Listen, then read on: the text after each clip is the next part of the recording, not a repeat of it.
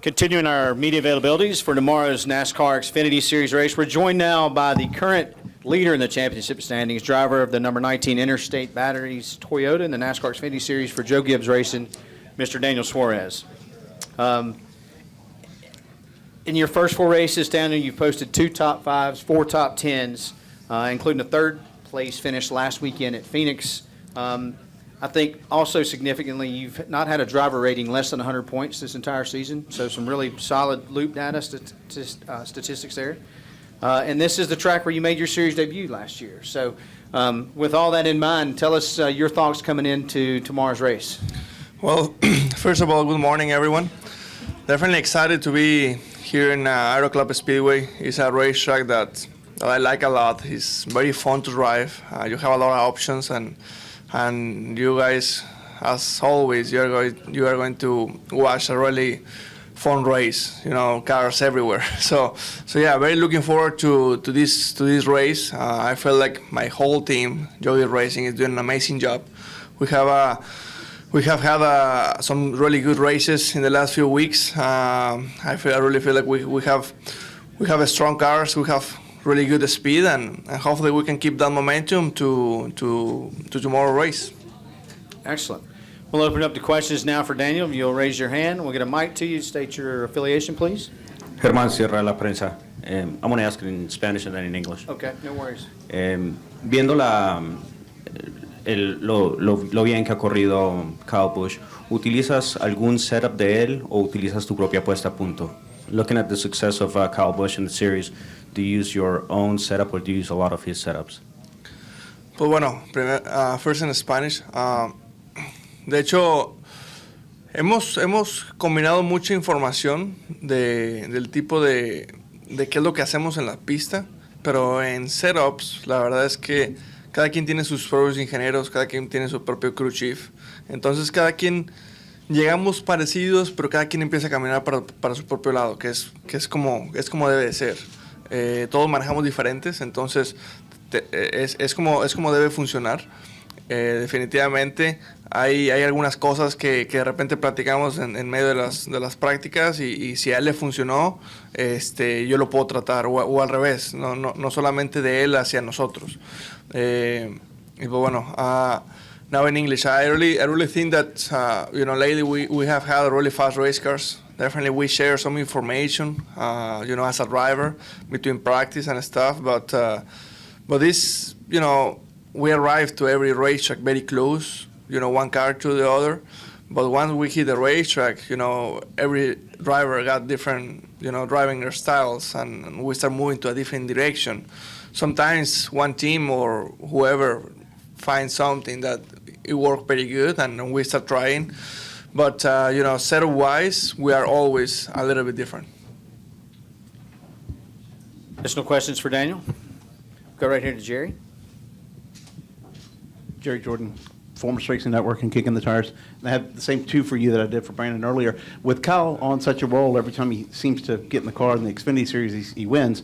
Does that leave you guys racing for second place, or is there something that you can do, will you rough him up, whatever, to get that win that you need? We will, and I know that we will. He knows that. It's just, we're battling with one of the best drivers out there. Not just in the Xfinity Series, in the Cup Series. He's just the last year's champion. So I really think that we are learning from the best, or one of the best out there. So honestly, I'm very proud that every single race, I at least, I can talk for Eric, but at least for myself, I learned something new to try to be a little better. Honestly, in the last few weeks, I have been pushing myself more than what I used to. So definitely it's good to be in this position, because in the end of the day, if, one day or the other, or tomorrow, or who knows when, we get our opportunity to move up to Cup, we are going to be battling with 15 cows. So we have to learn to be, pushing ourselves to this point and trying to learn from the best. So I really think that we're learning. We show that we had some speed in the last few weeks, and we are right there. We just need to find, those last little details to try to be with him, and once we get there in the end, I really feel like we are going to be able to have a shot. And like I told him, joking a couple of weeks ago, that once I get there, I'm going to try to use my bumper a little bit. So let's see what happens. Also, the second question, with Bristol coming up with the new heat race format and the $100,000 on the line, have you given any thought to that? And what do you think it'll be like with the drivers out there going for that big money? Well, Bristol is still a few weeks to get to Bristol. So honestly, I haven't think at all about the Bristol yet. Right now, my mind is 100% here. But it's going to be interesting because Bristol is a racetrack that normally, if you're not aggressive, you can move to the front because it's everything about track position. So with this new format that we have for the chase and for the Dash for Cash, I think it's going to be very interesting to see how aggressive we are going to be. Go to Chris. Yep. Chris Knight, CatchFans.com. Daniel, 10 straight top 10 finishes coming into Auto Club Speedway this weekend, continuing that stretch from Dover last October. What's it been like working with Scott Graves, and how has he contributed to your success in 2016? So far, honestly, it's been great. I really think that Scott, he has a lot of talent. He knows what he's doing, and he knows how to make fast race cars, and that's always fun. Honestly, I really feel like we are building that communication and that chemistry. That's something that I was expecting, but honestly, I feel like we're moving in the right track, in the right direction. I really like working with him, and I think we have a bright future ahead of us. Wolfgang. Daniel, before you came over to America, I think you raced some NASCAR Mexican stuff in your own country, Mexico.